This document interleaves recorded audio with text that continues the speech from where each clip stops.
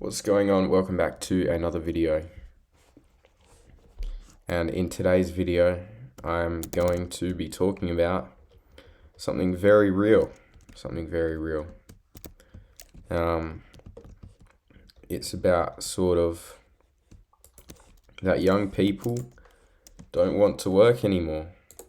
That's the theory here, that a lot of older people will talk about. They go, oh, these young people don't want to work anymore.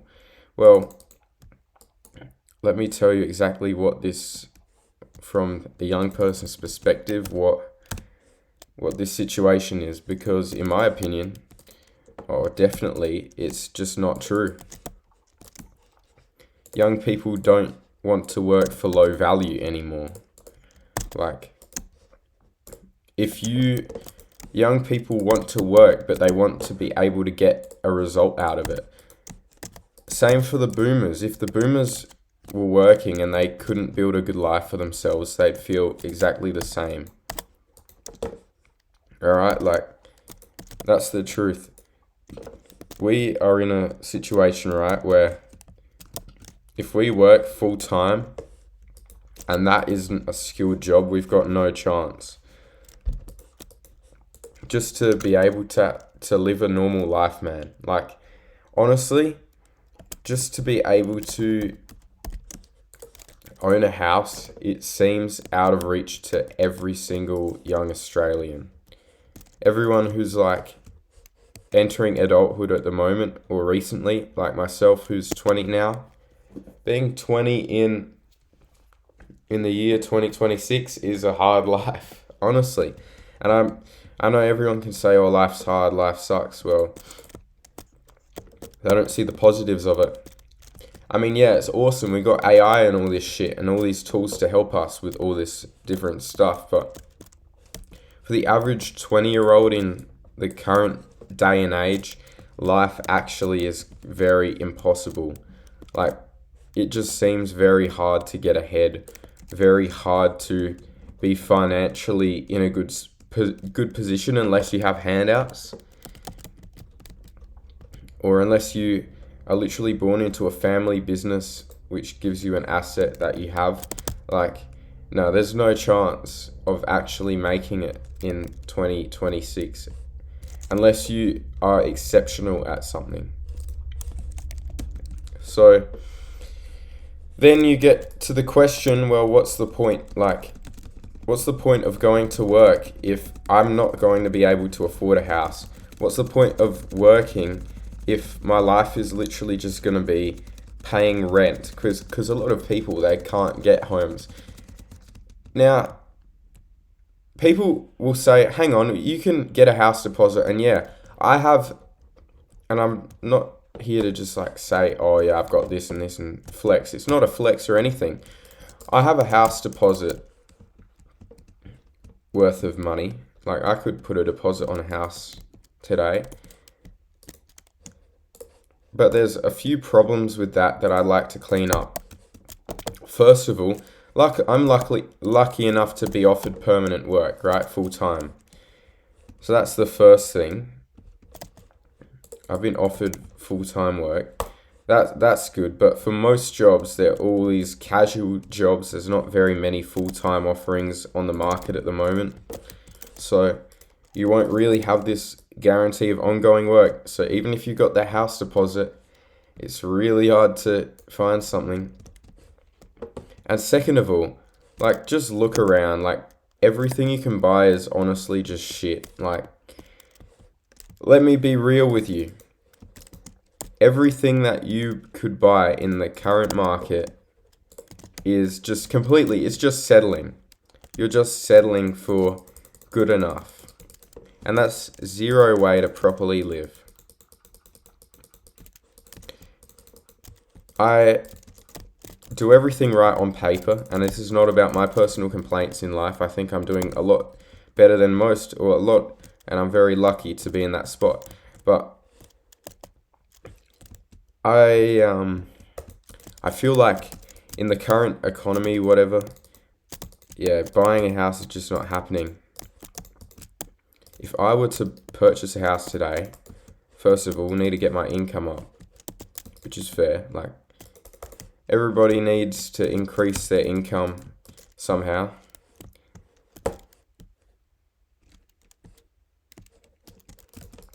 But yeah, like today, my current income would put me in housing stress. Like, I could buy a cheap house, maybe $400,000, which is not a house, and it would be a unit. Or you'd spend a bit more, maybe 650 or 700 for a house and land package in a shitty suburb on the edge of town, in one of these new developments that they always end up being shitholes filled with crime. Oftentimes, they're not nice areas to live in. And so you run that risk first and foremost.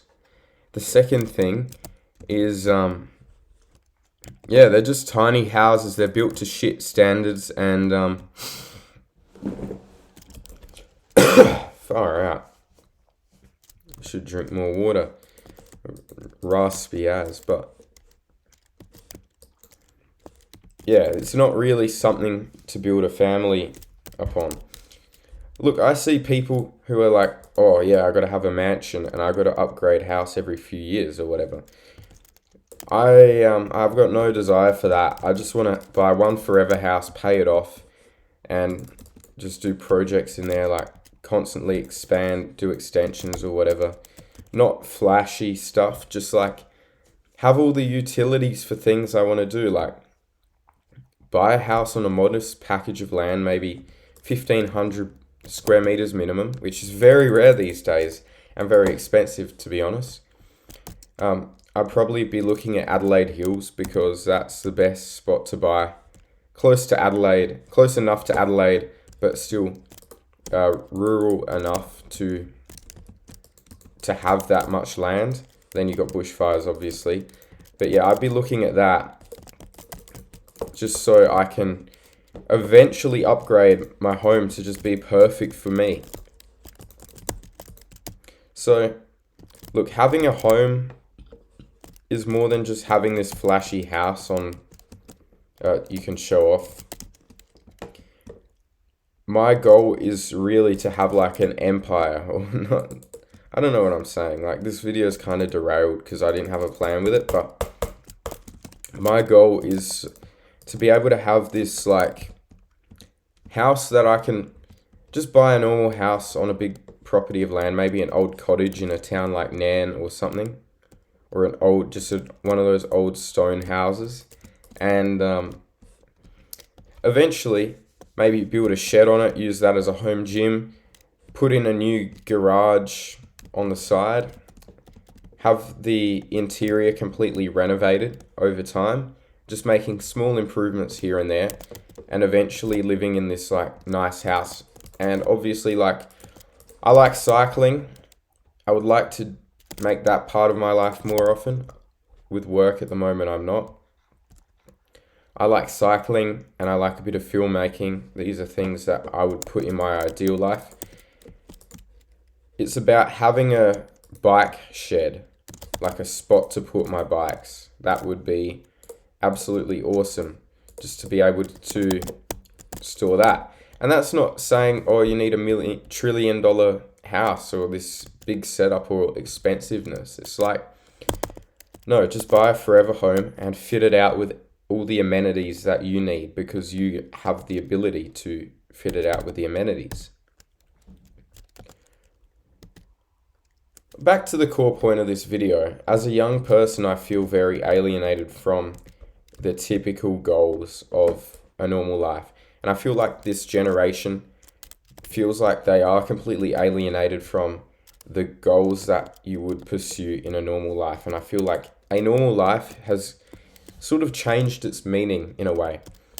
When we look at like living a normal life, or what your parents call a normal life, they look at clocking in, doing their 9 to 5. These office jobs don't really exist anymore. And even if they do, they don't really pay for much of your, they don't pay for much of your necessities. They pay for you'll get to pay your rent, and then then what? The rent's paid, and now you've got a place to rest after work, and you can probably still not afford takeaway after paying your rent. Like, you've got to just go to a grocery store, still cook your own meals because you can't afford. Oh, one day you don't feel like it. You literally can't afford to even go to McDonald's. Like, man, that's a freedom everyone should have. Is if you want to go to Macca's, you should be able to go, oh yeah, it's $20 and just go there. But no, because after rent, people literally don't have $20 lying around, which is just ridiculous and shocking when these are full-time workers, right? So they're going to Woolies, they're looking to save money and make these deals. And it's like, for what? For what? So you can just live life? Well, the other way to go seems to just be to not work and lower your means or live in an alternative way that is much cheaper and much more spontaneous and obviously a bit more risky or a bit more dangerous. Here's the problem. Well, let me give you an example, like van life, okay? People just living in vans or living off government welfare while living cheaply and camping and traveling. I know there's a lot of people on Centrelink that just live on the beach and they're happy or whatever. Or all this other sort of alternative living solutions. Or they'll just do some online work and they'll live in a van or whatever. They don't own a home or anything. They don't really invest. They're sort of just on the treadmill as well, financially. Like, these people sort of just go, like, oh, this is my life, this is it. They're not really growing. They're sort of just like, oh, I've got a nice life for myself. I live on the road and I'm a world traveler. But that's all they sort of see. And I think that's the ultimate life, right? Living on the road or being traveling, and that's the life I want for myself. That's why I want to be an airline pilot, right? But that allows me to grow. These people, and I would love to be part of their community. There are people out there that will go, okay, I'm just going to be a backpacker for life. Okay, cool. So you see roads, you get on the road, right? And you just travel the world, and then what? How are you gonna make a life out of that, a long-term life, when you're, for example, dating? How do you navigate long-term relationships, like find a wife and have kids when you're always traveling? That's like the lifestyle. It's fun, it's a fun lifestyle, but then you don't really grow in that lifestyle. You get to see the world and you get to be spontaneous because, like, stuff working, right? If you're going to work and you're just going to not even be able to afford a house, like, there's no point showing up to work. There's like, just give up at that point, right?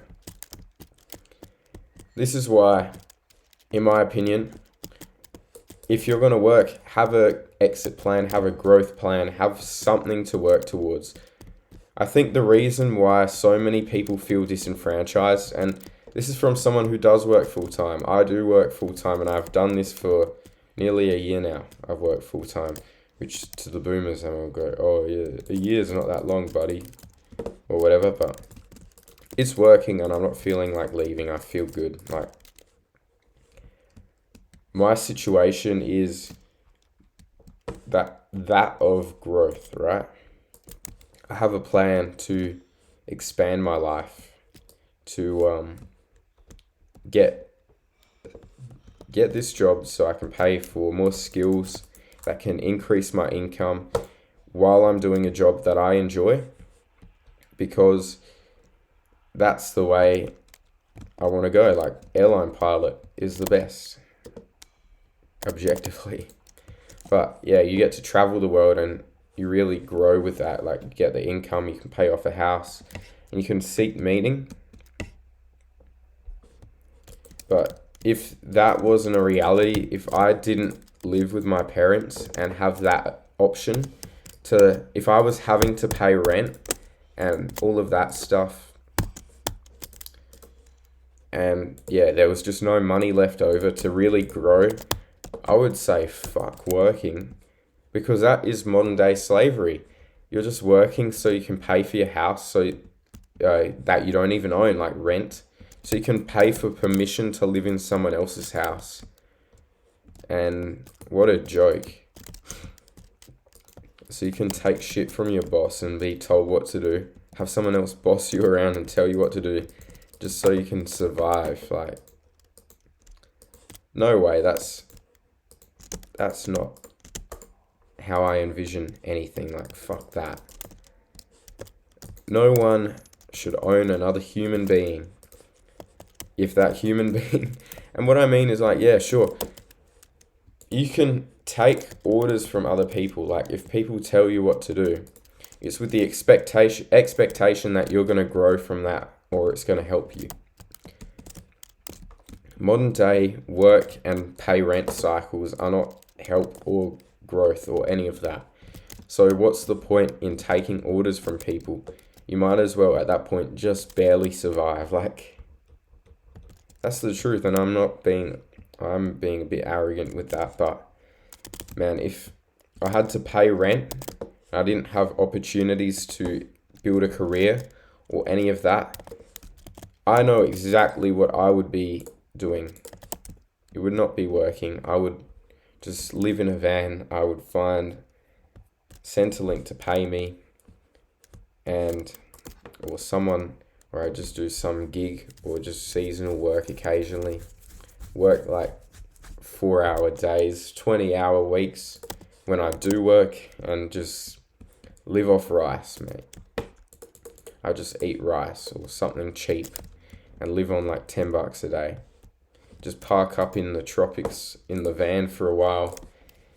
Then I'd stay there for a bit, and then I'd move, and I'd live cheaply and only save up to pay for petrol to go to the next spot.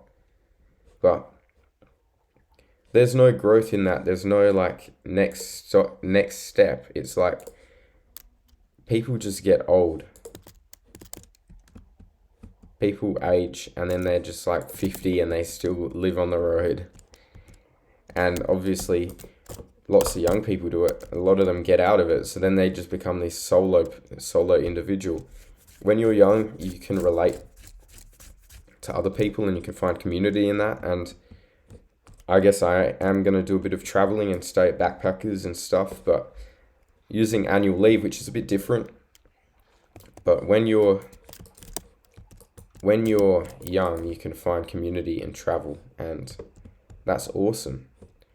But then when you get older, yeah, there's no future in just traveling around aimlessly or being like that sort of drifter.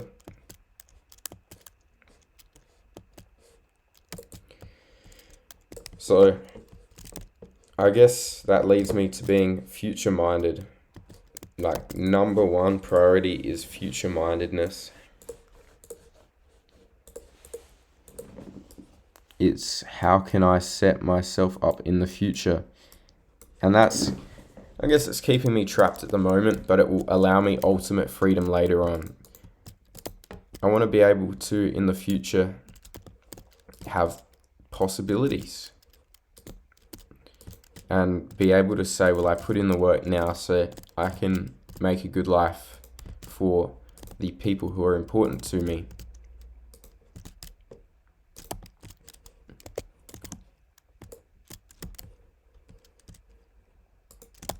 I want to be able to have the choice to go where I want and do what I want and be where I want every single day of my life. Like, there's zero doubt about that.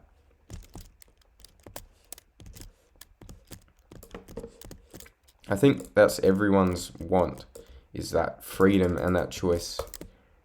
But it's very rare. It doesn't happen. And so I think the reason why a lot of young people don't want to work is because it just doesn't calculate. It doesn't make profit. At the end of the week after expenses, there's no profit in it.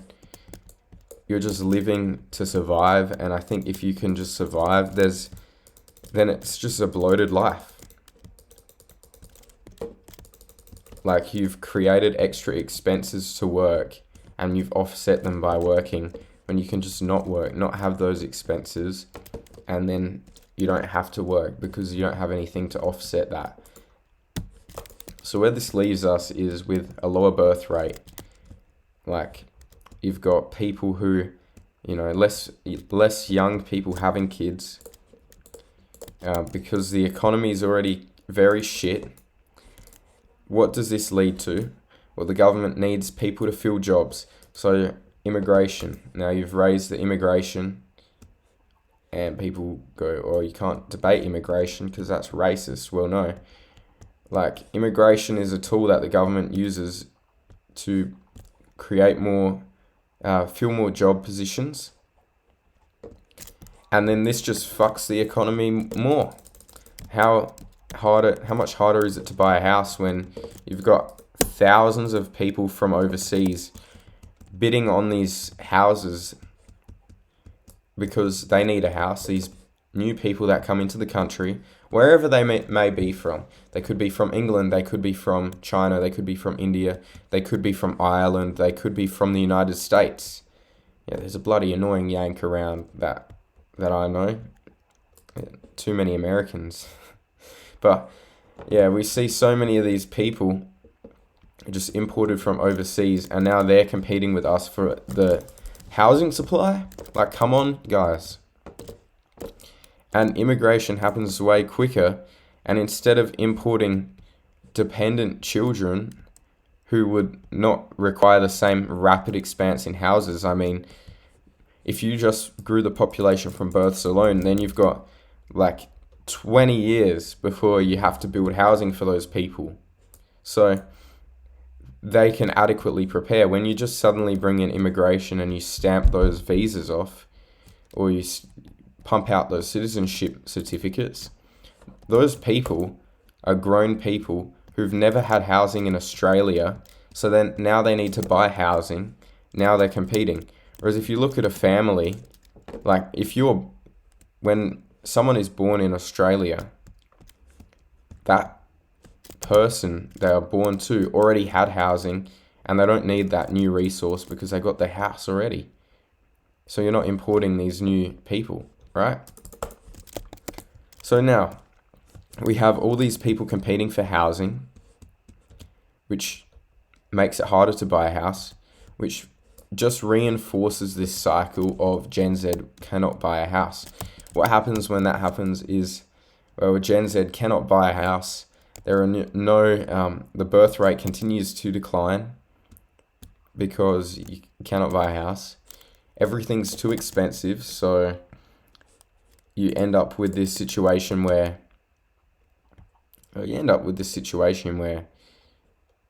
people don't have kids and they don't buy houses, and there's this division. You've got online, you've got the internet now as well. Can we talk about the internet? Because it's kind of pulled everyone apart as well. Society does not get along like they're supposed to, where you should be talking to people. That's the thing. You should be going out in public and talking to people, and that was just the normal thing to do. Today it's seen as weird, and you can sort of just be very frowned upon for just being out in your element and talking to people, like especially other younger people. I know when I'm out in public and I'll make a joke or whatever, and like there's other people, like members of the public, and I'm just joking along and saying something funny, and it's like older people. They get that. They understand, like, oh, like they'll talk to you like they'll talk to you like you've known them for ages, like they're your uncle or something. But then you get what's it called, other young people, and they just go, you're weird. And maybe I am weird. Maybe I, as a human being, maybe I'm weirder than the rest. But there's also that other factor of, well, these people have never been used to being approached, myself included, because I'm in the same age group. But I feel sometimes like, I don't relate I can relate, but I also feel like they're stuck in their generational bubble of like they'll only talk to other people their age. They don't learn from older people. Like I like to talk to boomers in my family at family functions, or older generations, and hear from them and like really give it a listen, because I'm interested in how life and the economy's changed, and I think it's important to take that on board. Like for me to go and say, oh, so you guys used to have houses and stuff like that, or like ask, when did you buy your first house? I feel like it's interesting, and I get along with older people, and I feel like in conversation with older generations, I can relate, and I can, like, they talk about the things I'm interested in, which is the weird thing. Like when I talk to other young people, I feel like, they don't really understand. You don't understand finance. You don't want to talk finance. You think it's boring. You want to talk about possessions, and you want to talk about fancy cars. But real talk, I just want to talk about like investing. I want to talk about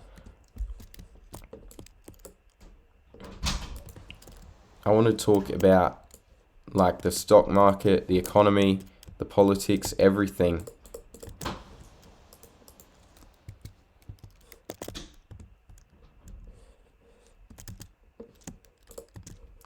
And I guess people don't really,